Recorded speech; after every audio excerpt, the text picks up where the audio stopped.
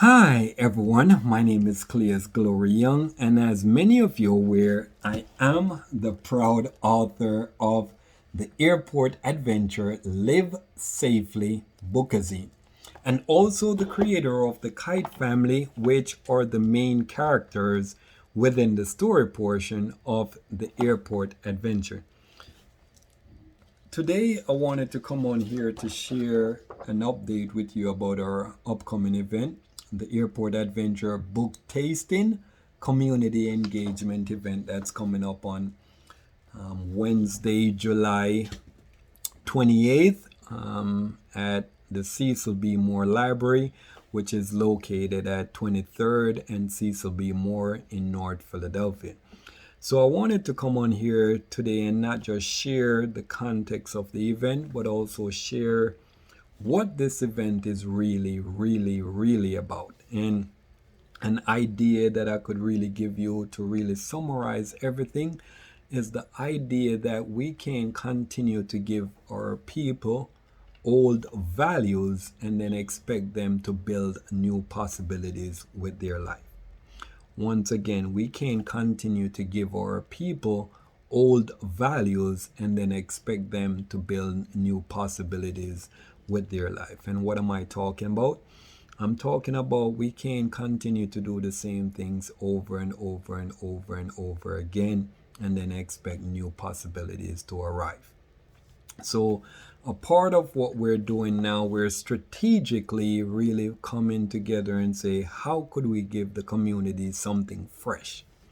How could we give the community something new? So we started off with the Airport Adventure Live Safely bookazine, which we're giving you a fresh context of what a book could be like. Moving away from just a regular book and now doing the bookazine. And then now we're doing the same thing with the event. We're moving away from the concept of just book signing and now giving you a book tasting. And book tasting is not something that we just randomly came up with. It's like something that we strategically looked at what was going on in different industries. So in the food industry, when you're actually coming out with a new product, typically some of the food companies, what they would actually do, they would set up shop like at a supermarket. And when you go to the supermarket, you'll get what they would call a taste of the food, right? So they'll give you a little sample for you to taste and see if this will entice you. And if it do entice you, then it allows you to get the full product, right? So understanding that concept, we were like, hey, let's give them a taste, which is why it's called book tasting. Let's give them a taste of something new.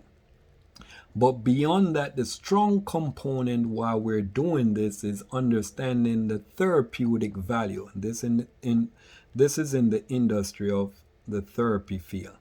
So the therapeutic value in therapy is understanding that if someone is doing something for quite some time, say maybe 5, 10, 15 years, you can't just go and tell the person to stop doing that.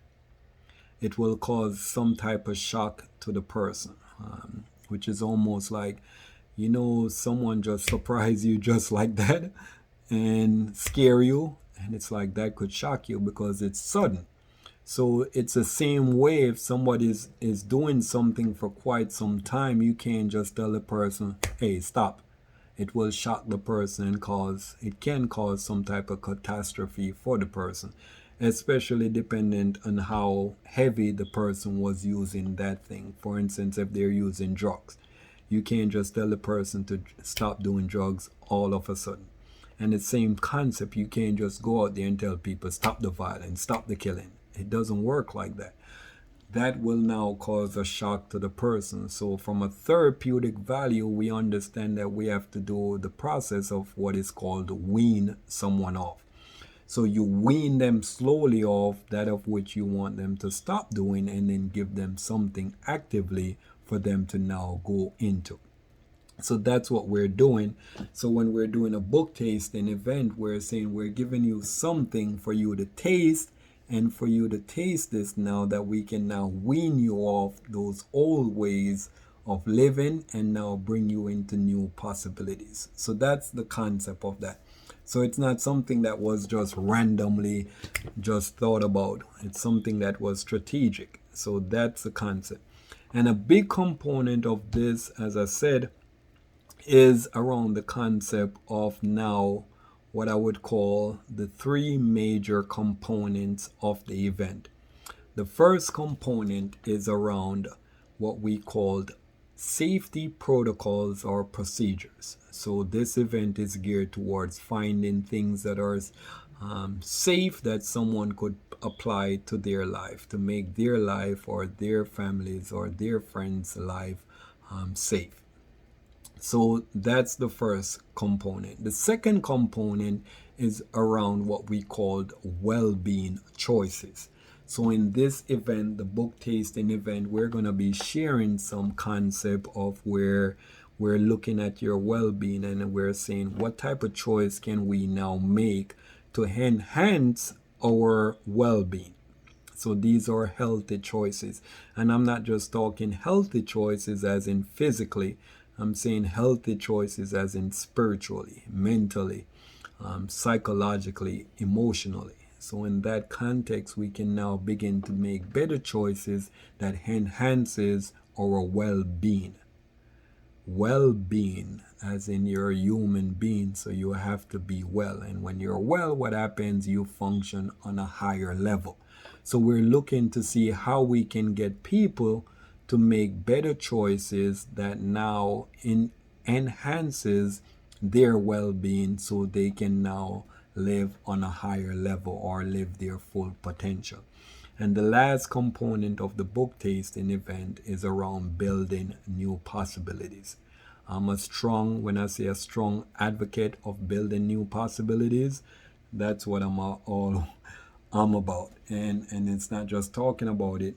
The Airport Adventure, Live Safely Bookazine, that is a new possibility. So I moved away from just the regular children's book. I've written 9 other children's books, and there's tons of other children's books that have been written. So this was the concept of me saying, can I build a new possibility? So I was able to build what I called a bookazine. So that's it. And now I'm building the concept of the book tasting. So that is something new as well. And the reason why I'm doing this video is not for the book or the announcement of the event. It's actually something that took place on July 3rd. So July 3rd, I was flying to Texas and I was in first class. And being in first class, something wasn't sitting easy with me. So I requested for the flight attendant, and when she came, I asked her if I was able to sit in main cabin, which she was shocked, but hey, why you want to move from first class to go to main cabin? And I didn't explain it to her. I just asked her if I could move, and she's like, sure. So going on the plane, I knew that the plane wasn't full capacity with passengers. So I was able to scout and see empty seats, and sitting in first class, as I said, I was a little uneasy. So I requested to go to main cabin. And a part of that was also wanting to do something. So I've been traveling for the last 2.5 years extensively. And I always noticed something. But it's like I couldn't put my fingers on it. To the point now where I saw it that it was happening more than once, more than twice, more than 3 times. It was something that I saw that became apparent to me when I flew. And to the point now where I started to do this ritual. And the ritual that I would do, I would take an idea that I generated on the ground, and then when I flew and I'm above, say, 33,000 feet, then I would begin to now ponder and think on this idea. And what would happen now, I would see this idea from a whole different angle, something that I never saw when I was on the ground. And I saw that more and more as I flew, and I took ideas, like I was able to generate like a whole different perspective of these ideas, to the point now where I'm flying with my computer, I'm flying with my notes, with my pen, my notepad and my pen, because I'm like, hey, I'm taking these ideas, and that's how I was able to actually help develop the bookazine. So that's that. But all this time that I've been flying, like I saw it happen over and over again, but I couldn't pinpoint like what is it that's causing this. So on this trip now, I was like, all right, I have the upcoming event coming up, the book tasting event. There's something in it that I wanted to bring to a whole nother level. So there's a presentation that's gonna be done. So I'm like, you know what? Let me apply this to that, this concept. So I took my notebook, and here's it that I'm in main cabin now, and I'm relaxed, and I'm thinking about the idea of the presentation. And as I'm thinking, it's like here comes the ideas that allow me to now bring it on a whole nother level. So I'm taking the notes, and then the flight attendant is walking back and forth, and she's like, hey, is everything all right? And she's checking on me. And for me, it was like, going back to what I was saying about your well-being. She was being curious, but also she was a bit concerned about my well-being, as she has never seen anyone that moved from first class to go sit in main cabin. So being someone that was curious but also concerned about someone's well-being, like that really struck a chord with me, because I've been flying for so long and I've never seen someone so caring.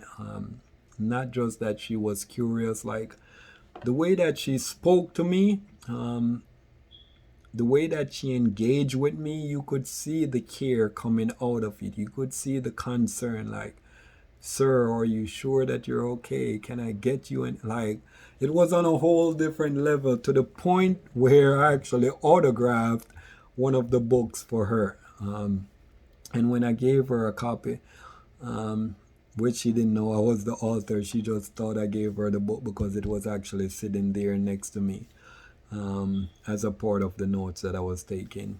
And what happened now, she's like, oh no, you don't have to give me your book. You can continue to read it. So I'm like, oh, I'm not reading it, I'm the author. And when she looked at it now, because I autographed it, but I wrote something in there for her, like when she went in the back and she read that, she came back, and like, when I tell you, she gave me a hug, I was like, wow. But it's like this small component that I did for her, like, made her. She's like, listen, I've been flying for 34 years in this capacity, and what you just did, it made it in the top tens of the greatest things that ever happened to me in this job. So that was that, right?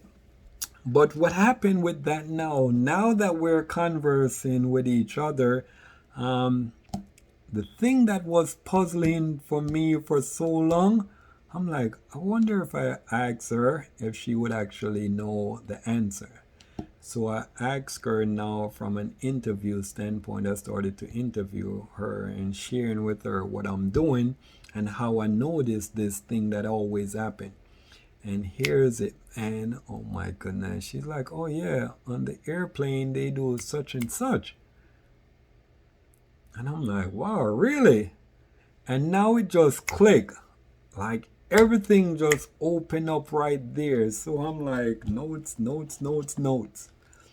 And I'm telling you, at that point, it's like the answer that I've been looking for so long. Like I saw these things happening. Like I know when I flew and I'm at 33,000 feet, like my level of thinking went on a whole nother level, but I couldn't put my fingers on why is it that this happened.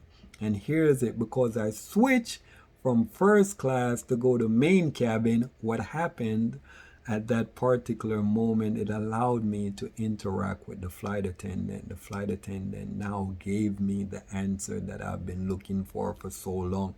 And when I understood that now, I started to create a report. and this report is something that I'm going to share in the event.